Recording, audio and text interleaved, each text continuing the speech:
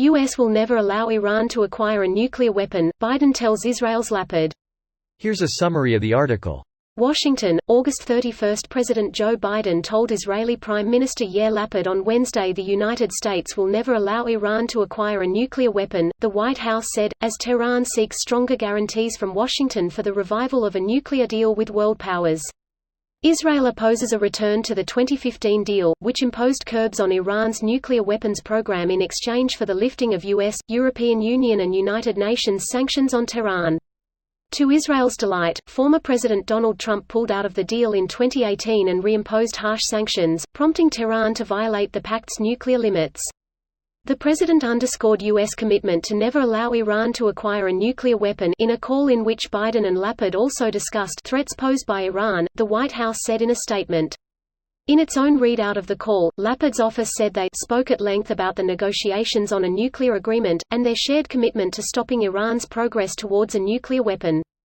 Indirect talks between Tehran and Washington then broke down over several issues, including Tehran's insistence that the International Atomic Energy Agency close its probes into uranium traces found at 3 undeclared sites before the nuclear pact is revived.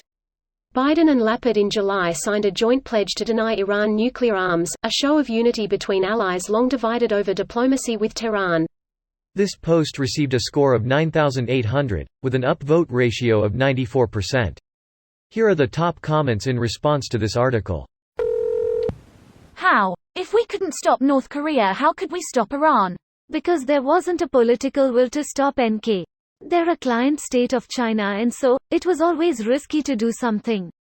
Also, South Korea didn't want a war or risk a preemptive strike. So SK had a choice in the matter, and they're fine with a Cold War on their peninsula. Iran is totally different. Israel, Saudi Arabia, and the rest of the Gulf states have said that Iran acquiring a nuclear weapon is a red line for them. They've bought billions in military equipment and already have war plans for a first strike. They're ready and willing to go to war. So that's the difference. If Iran gets the bomb, it's likely only a matter of time before the Saudis get it, too. And I doubt there will be any genuine political action in the US to stop that.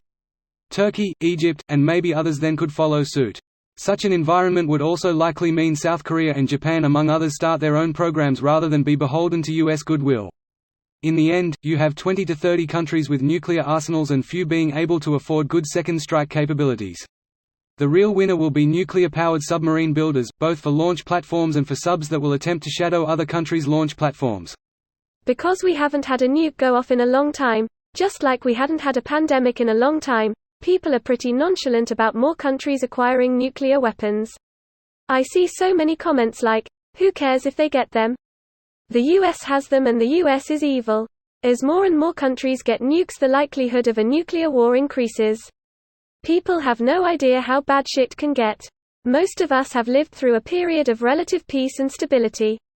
Please let's not start with end times shit. Honestly, less worried about countries having nukes than what happens when those countries are not stable. Saw this happening in Pakistan. Regime changes mean someone will see the opportunity to sell weapons to whoever. The US and Russia have a joint treaty that if they decide Pakistan's government is too unstable, even if they are in power at the moment, they will send in troops to secure the nuclear arsenal by force if needed. No one gives a fuck about your country's autonomy when extremist and violent non-state actors are about to become nuclear. I think this signals a deal is imminent. Biden is trying to assuage Israel before signing the dotted line. Looks like Lapid is going for the approach of aligning with the US position while complaining in only select forums. Key question is what's going to happen when Netanyahu wins the upcoming election and he goes back to full-on appeal to the Republican Party. Expect cancellation of the deal to be a talking point yet again on the conservative side. This video was automatically created by Reddit to speech. The article and comments in this video were selected from Reddit according to their upvotes, and any paraphrasing was performed by smmry.com, without any human intervention.